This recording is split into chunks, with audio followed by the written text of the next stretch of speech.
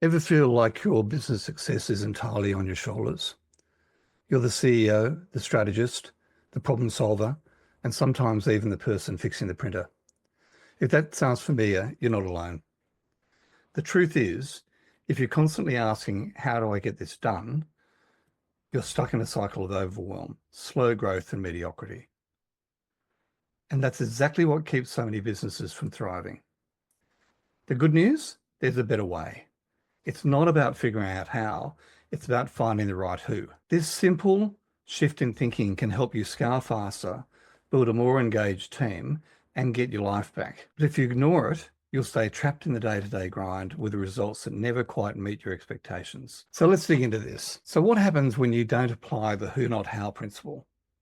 First, there's burnout. You're the person wearing every hat, from sales to admin to marketing. And when you stretch too thin, mistakes happen, deadlines get missed, and the business slows down. And then there's micromanagement. Ever find yourself checking every tiny detail because no one seems to get it quite right? And that's not a people problem, it's a who problem. Finally, your growth stalls. You're so busy working in the business that you never get to work on the business. I've seen it happen time and time again with my clients. Like Sarah, a marketing agency CEO who was drowning in client calls and campaign planning. She was a bottleneck in her own business, and she knew it. We shifted her focus to ask, who can handle this instead of me? She hired a stellar operations manager, and within 6 months, her client base doubled and she was working less. Here's the shift. Stop asking how and start asking who.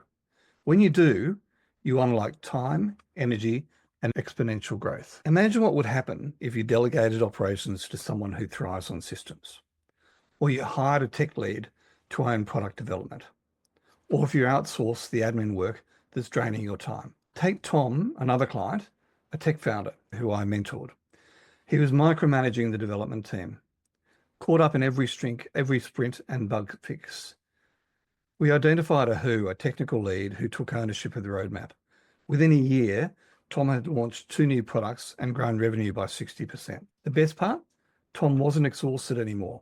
He could focus on strategic partnerships and growth. But there's more to it than that. When you embrace who, not how, you're not just delegating tasks, you're building a business that can thrive without you.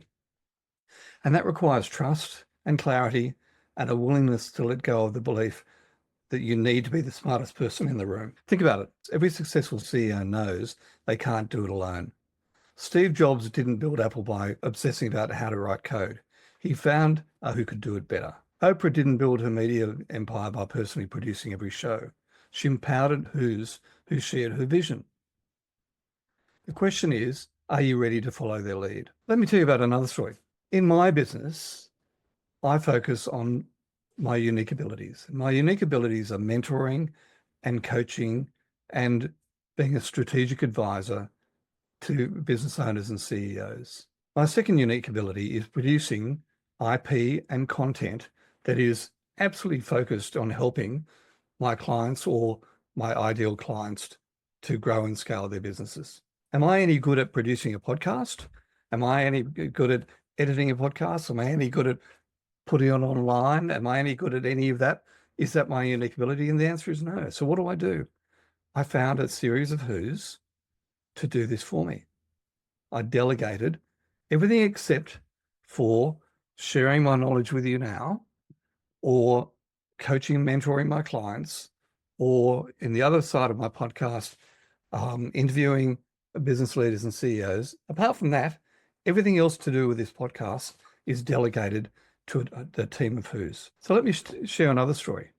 Jane, another client who runs the hospitality business, was stuck in the weeds of daily operations. She was interviewing every new hire, checking every guest review, and wondering why she couldn't grow. We introduced the who, not how mindset, and she hired a customer experience manager who shared her vision. 6 months later, positive reviews increased by 35%, turnover dropped, and Jane finally took her first 2-week holiday in years. So the bottom line is, Your business will never reach its full potential if you stay in the how trap. The path to growth isn't about doing more, it's about empowering others to own their roles and deliver results. It's about surrounding yourself with the right who's. So if you're ready to break free from the grind and build a thriving self-managing business, here's what we can do right now. Firstly, reach out for my impact filter tool and my who framework. It's a 2-page tool that will help you implement who, not how, in your business immediately. Secondly, download a free guide, CEO Business Growth Secrets. It's packed with strategies to help you scale. And thirdly, if you want to have a chat, book a time to have a growth call with me. We'll have a look at the key issues in your business and help you get unstuck from at least one of those during the call. Thanks so much for listening. Cheers. Bye.